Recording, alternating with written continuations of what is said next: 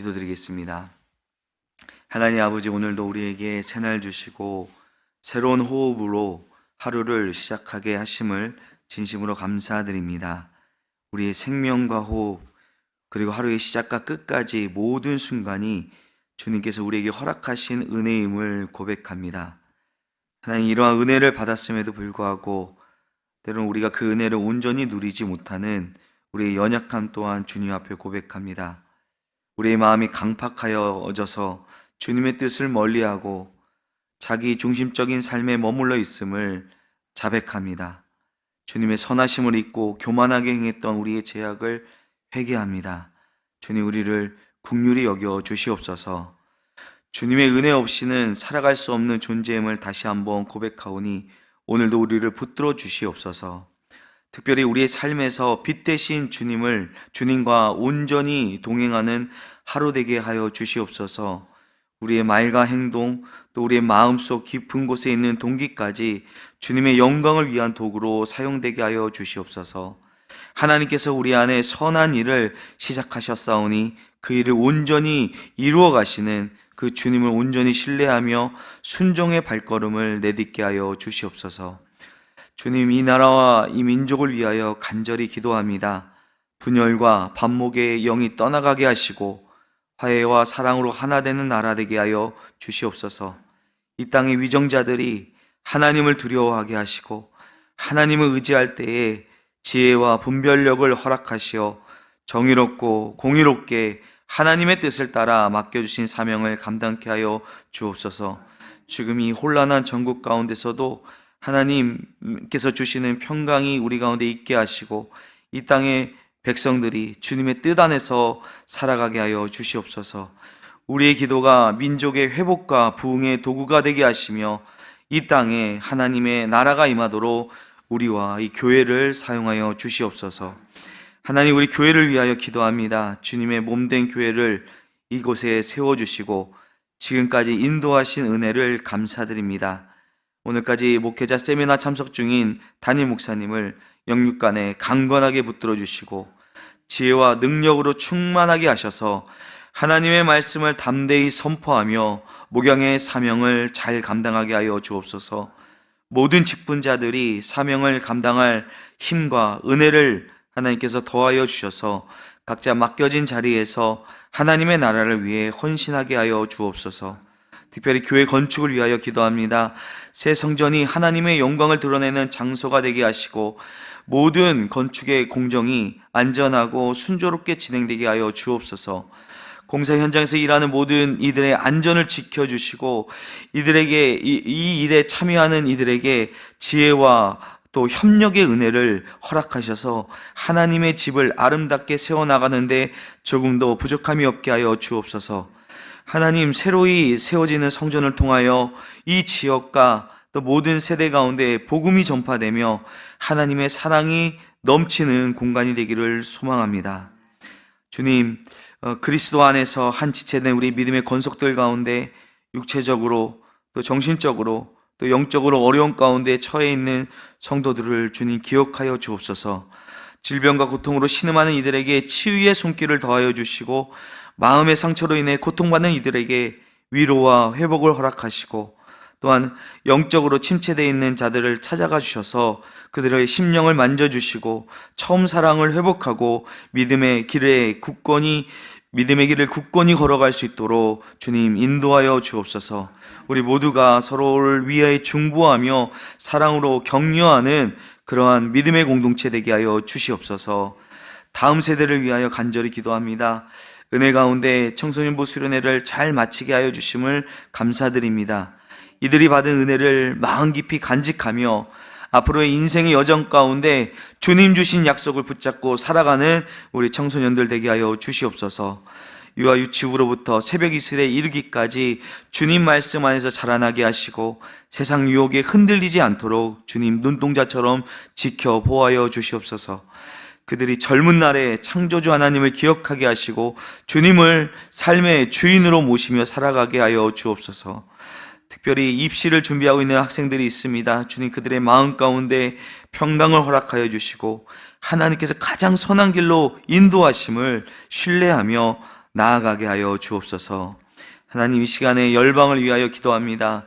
지금도 전쟁으로 인해 또 뜻하지 않은 재난으로 인해 그 가운데 있는, 그곳에 있는, 그 지역에 있는 자들에게 주님께서 평강으로, 평화로 임하여 주시고, 그 가운데서 복음을 전하고 있는 우리 선교 동역자님들에게 용기와 지혜를 더하여 주시옵소서. 그들의 사역이 열매를 맺어 많은 이들이 주님을 알게 하시고 하나님 사랑 안에서 새로운 천국의 삶을 소망할 수 있도록 주님, 그들을 인도하여 주시옵소서. 오늘도 가정과 교회를 떠나 해외로, 또 지방으로, 또 군 복무 중에 있는 성도들을 주님 지켜보아해 주시고, 어디에 있든지 주님의 임재 안에서 평안을 누리게 하여 주옵소서. 오늘도 우리에게 주실 말씀을 기대합니다. 말씀이 우리의 발의 등이요 우리의 길에 빛이 되게 하시고, 주님의 뜻을 깨닫고 깨달음에서만 그치지 아니하고 순종하며 나아가게 하여 주시옵소서. 그리하여 하나님의 영광을 드러내는 오늘 하루가 되게 하여 주시옵소서. 이 모든 말씀 예수 그리스도의 이름으로 기도드립니다. 아멘. 하나님 말씀 함께 보도록 하겠습니다. 요한복음 7장 1절에서 13절까지의 말씀입니다. 요한복음 7장 1절에서 13절까지의 말씀을 함께 하나님 말씀 읽도록 하겠습니다.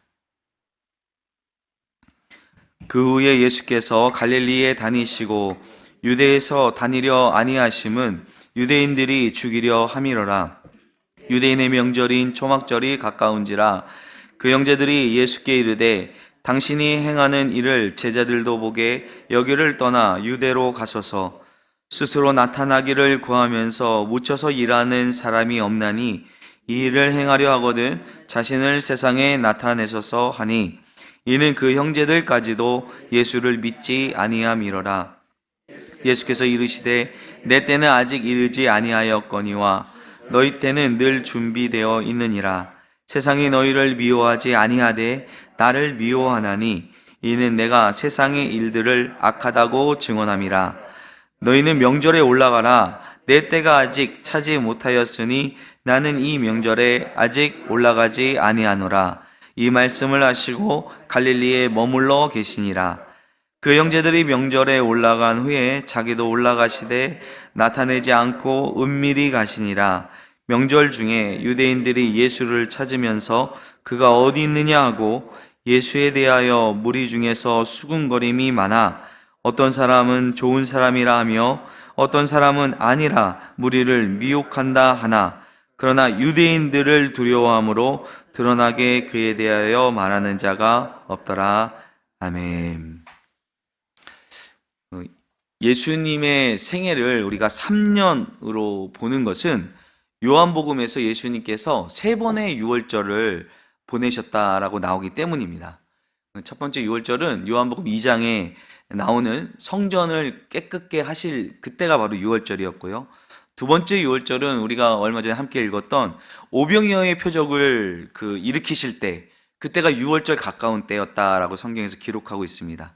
마지막은 유월절에 십자가를 지시기 위해 예루살렘 성에 입성하시게 되시죠. 또 예수님의 생애를, 생애와 행적을 공간적으로, 지리적으로 한번 따라가 본다면 공간복음서 마태, 마가, 누가복음에서는 예수님께서 대부분의 사역을 북쪽에 있는 갈릴리 그 지역을 중심으로 하시다가 이제 마지막에 예루살렘으로 올라가셔서 십자가에 달려 죽으시고 부활하심으로 묘사하는 반면에, 요한복음에서는 예수님께서 예루살렘을 올라가시는 장면이 5번 나오는데, 첫 번째는 아까 말씀드렸던 예루살렘 성전을 정화하시는 장면이고, 두 번째는 요한복음 5장에 베데스다 연못에서 38년 된 병자를 고치시는 장면이, 그 베데스다 연못이 바로 예루살렘 성전에 있는 그런 연못입니다. 그곳에서 행하시는 장면입니다. 세 번째로 예수님께서 예루살렘에 올라가실 때는 오늘 본문에서 초막절에 예수님께서 예루살렘에 올라가시고, 네 번째는 이어지는 절기인 수장절에 성전에 올라가시고, 그리고 마지막으로 십자가를 지시기 위해 예루살렘 성에 입성하시는 장면이 요한복음에서 기록되어 있습니다. 근데 이 요한복음을 이제 계속 우리가 함께 읽겠지만 자세히 읽어보면요, 오늘 우리가 읽은 본문에서 예수님께서 이 갈릴리에 머무시다가 예루살렘으로 올라가시는데, 이 예루살렘으로 올라가신 후에는 그때부터는 거의 그 예루살렘 근처에서 사역을 하시다가 마지막으로 십자가를 지시기 위해 예루살렘 성으로 들어가시는 것으로 볼 수가 있습니다. 그래서 공관복음에서 묘사하듯이 예수님께서 갈릴리를 중심으로 사역하시다가 예루살렘으로 올라가시는 것이 마지막 십자가 사역을 위해 올라가시는 모습처럼, 어떻게 본다면 오늘 우리가 함께 읽은 이 본문에서 예수님께서 이제 마지막으로 예루살렘으로 올라가시는 모습으로 볼 수 있습니다. 그래서 본문 1절에 보면은 예수님께서 갈릴리를 중심으로 사역하시고 유대로 다니지 아니하시는 이유를 이야기하고 있는데, 이는 유대인들이 예수님을 죽이려 하기 때문이다라고 말을 합니다. 여기서 이 유대는 곧 그 예루살렘이 있는 그 지역을 말하는 것이고요. 특별히 이 요한복음 안에서 유대인이라고 하는 것은 단순히 어떤 그 민족적 또 어떤 종교적 정체성으로 일반적으로 이야기하는 것이 아니라, 유대인 하면요, 예수님의 대적자들 또는 유대의 종교 지도자들을 가리켜서 유대인이라고 이라는 표현을 사용합니다. 당시에 예수님 따르던 사람들이 많았습니다. 그렇지만 그런 예수님의 인기를 시기하고 또 어떻게 하면 예수님을 죽일 수 있을까? 그 예수님을 죽이려 하는 자들이 특별히 그 유대 지역, 예루살렘에 있는 종교 지도자들이 그렇게 예수님을 죽이려 했다는 것이죠. 자, 이런 배경을 가지고 오늘 본문이 시작을 하고 있는 것입니다. 유대인의 명절인 초막절이 가까운지라. 여기서 이제 초막절은 유대인에게 있어서 이 3대 명절 중에 하나인데요. 유대인의 3대 명절, 그 3대 절기를 간략히 말씀드리면 6월절, 또 77절, 초막절이 있습니다. 6월절은 그 히브리 민족이, 이스라엘이 애굽에서 종살이 할 때에 하나님께서 모세를 통해 10가지 재앙으로 출애굽을 시킴을 기억하고 감사하며 지키는 절기이죠. 자, 이 절기를 계절과 관련된 농사의 일로 따진다면은 이때는 6월절은 또 초실절이라고도 합니다. 초실절과 같이 가는데요. 처음으로 보리를 거두어 드리는 시기입니다. 그 다음은 이제 77절 또는 오순절이라고 하는데, 이게 처음 보리를 거두어 드리고 그 후로부터 50일이 지난 후에 본격적인 밀수확을 하는 시기입니다. 또 이 오순절은요, 이스라엘 백성이 광야의 시내산에서 하나님께 십계명을 받고 하나님과 언약을 맺은 것을 기념하는 절기이기도 합니다. 그리고 마지막이 초막절, 또 장막절이라고도 하는데요. 이 시기는 하나님께서 그 광야의 40년 동안 그 이스라엘 백성을 지키시고 보호하시고 인도하셨음을 기억하며 그때처럼 초막을 짓고 장막을 만들어서 그 안에 거하면서 하나님의 구원하심을 기억하는 절기입니다. 또 이 시기를 계절과 관련된 그 농사로 따져본다면 이제 모든 수확을 다 마치고 나서 이 한 해의 결실을 감사하는 절기로 지금 우리가 지키는 추수감사절과 같은 절기로 볼 수 있습니다. 가장 큰 절기이죠. 자, 유대인들은 이러한 절기 때마다 예루살렘 성에 모여서 절기를 지킵니다. 그렇기 때문에 예수님도 또 그의 형제들도 초막절을 맞이하여 예루살렘으로 올라가고자 했던 것이죠. 3절에서 예수님의 형제들이 나와 예수님께 이르기를 당신이 행하는 일을 제자들도 보게 여기를 떠나 유대로 가소서라고 말을 합니다. 자, 예수님의 형제들, 그들이 어떤 의미로 예수님께 이렇게 이야기를 했을까요?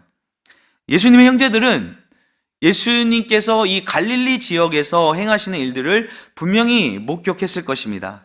하나님 나라를 선포하시고 병자를 고치시고 귀신을 쫓아내시며 얼마 전에는 오병이어로 5,000명이 넘게 먹이시는 그 놀라운 일들을 분명히 보았고 경험했을 것입니다. 그러나 예수님이 주로 활동했던 곳은 이 갈릴리는 어떠한 곳이었습니까? 갈릴리는 이스라엘 전체에 있어서 변방입니다. 이스라엘의 중심은 어디일까요? 유대이죠. 그러니 예수님더러 당신이 행하는 일을 모두가 볼 수 있게 여기를 떠나 유대로 가시라는 겁니다. 그러면서 스스로 나타나기를 구하면서 묻혀서 일하는 사람이 없나니 이 일을 행하려면 자신을 세상에 나타내라 라고 권하고 있는 것입니다. 그런데 5절 말씀을 보니까 요한복음의 저자는 예수님의 형제들이 이렇게 말하는 이유를 그 형제들까지도 예수님을 믿지 아니함이로라 라고 말하고 있습니다. 우리가 이 5절 말씀만 본다면 예수님의 형제들이 예수님을 믿지 않기 때문에 그들이 하는 말이 마치 예수님 하시는 일을 비아냥거리면서 여기 이렇게 있지 말고 중앙 무대로 한번 가보시오, 이런 어조로 이야기하는 것처럼 볼 수도 있겠지만, 여기서 예수님을 믿지 않는다라는 것은 단순히 예수님에 대하여 부정하는 것이 아니라 마치 오병이어를 경험하고 나서 예수님을 왕으로 모시려 했던 그 무리들처럼 예수님의 어떤 의도, 예수님의 뜻과 사명과 상관없이 자기 생각대로, 자기 뜻대로, 세상의 방식대로, 경험대로 예수님을 믿는다면 그것은 예수님을 믿는 거라 할 수 없는 것이죠. 예수님의 형제들 역시 예수님의 사명, 예수님께서 왜 이 땅에 오셨는지, 어떻게 하나님의 뜻을 이루시는가에 대해서는 온전히 알지 못했습니다. 그저 예수님을 따르는 수많은 무리처럼 예수님께서 너무나 재밌고 유익한 말씀을 하시고 병자를 고쳐주시고 귀신을 쫓아내고 심지어 자신들의 먹을 것에 대한 문제까지도 해결해 주시는 분이시기에, 이런 놀라운 일을 행하시는 분이라면 이분이 우리의 메시아요, 우리의 왕이 되어주면 좋겠다 하는 생각을 예수님의 형제들도 하지 않았겠습니까? 그러면서 더욱더 그러한 예수님을 세상에 나타내고 드러내어서 결국은 그 예수님을 통해서 자신들의 욕망을 채우려는, 세상의 방식과 논리대로 그렇게 예수님을 몰고 가려는 모습이 바로 예수님을 믿지 아니하는 모습이라고 요한복음의 저자는 이야기하고 있는 것입니다. 6절에서 예수님이 이렇게 말씀하십니다. 내 때는 아직 이르지 아니하였거니와 너희 때는 늘 준비되어 있느니라. 가나의 혼인잔치 때에도 그 잔치에 포도주가 떨어졌을 때 예수님의 어머니가 예수님께 이 사실을 이야기하자 예수님께서 뭐라고 말씀하십니까? 내 때가 아직 이르지 아니하였다라고 말씀하시죠. 자, 이 때에 대한 말씀은요, 예수님께서 요한복음 안에서 이 예수님의 때에 관하여 여러 번 말씀을 하십니다. 근데 예수님께서 말씀하시는 내 때, 예수님의 때, 그때는 어느 때를 말하는 것일까요? 그것은 바로 예수님께서 이 땅에 오신 이유, 하나님께서 예수님을 통해 이루시고자 하시는 그 예수님의 사명, 바로 십자가에서 죽으시는 것을 말씀하시는 것이죠.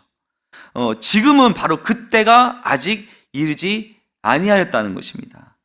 자, 그렇다면 너희 때는 늘 준비되었다 하는 것은 어떤 의미일까요? 여기서 말씀하시는 너희 때는 세상의 방식을 따라 세상의 논리대로 살아가는 때를 말할 것입니다. 7절에서 예수님이 이렇게 말씀하십니다. 세상이 너희를 미워하지 아니하되 나를 미워하나니 이는 내가 세상의 일들을 악하다 증언함이라. 자, 세상이 너희를 미워하지 아니하는 이유는 무엇입니까? 세상의 뜻을 따라 세상의 방식대로 살아가기에 세상이 미워할 이유가 없는 것이죠.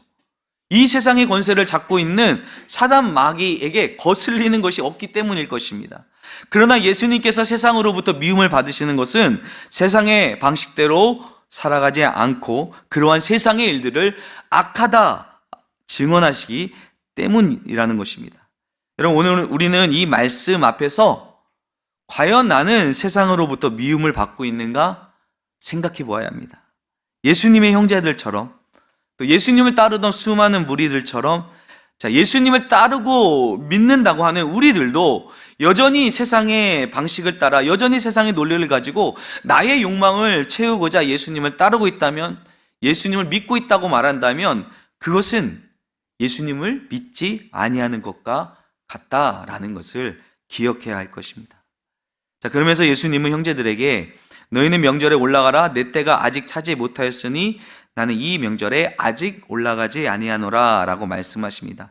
자, 이 말씀을 하시고 갈릴리에 좀 어느 정도 머물러 계시다가 10절 말씀에 형제들이 명절에 올라간 후에 예수님도 올라가십니다. 예수님께서 형제들에게는 안 올라가시겠다라고 말씀하시고 형제들이 올라간 후에 뒤늦게 몰래 올라가시는 모습을 이렇게 보면서 우리는 혹 생각하기를 예수님께서 이거 거짓말하신 거 아니야? 라고 생각할 수 있는데, 우리는 예수님의 말씀에 집중해야 합니다. 예수님께서 계속해서 때를 말씀하고 계세요. 때를. 8절에 내 때가 아직 차지 못하였다라고 말씀하셨습니다. 예수님이 말씀하신 때는 어느 때라고 말씀드렸습니까? 바로 예수님께서 십자가를 지시는 사건을 가리키는 것이죠. 지금 이 때는, 지금은 아직 그때가 차지 아니하였다는 것입니다. 지금은 십자가를 지시기 위해 올라갈 그때가 아니라는 것입니다. 그 말씀하시는 것이죠. 그러면서 이 명절에 올라가시면서 예수님이 어떻게 올라가십니까? 10절 말씀 후반절에 예수님이 올라가시되 나타내지 않고 은밀히 올라가십니다. 우리는 이 예수님의 모습에 주목할 필요가 있습니다. 자, 지금 이때만 해도, 아니, 예수님께서 십자가를 지시기 위해 예루살렘 성에 입성하실 때에도 사람들은요, 예수님을 환호했습니다. 찬양했고요. 드디어 우리 왕, 우리의 메시아가 오셨다라고 소리 높였습니다. 예수님께서 예루살렘 성에 지금 등장하신다면 수많은 무리들이 예수님을 찾고 예수님께 모이고 예수님을 높였을 것입니다. 그렇게 예수님의 형제들도 예수님에게 자기를 드러내라고, 스스로 높이라고 말했던 것이죠.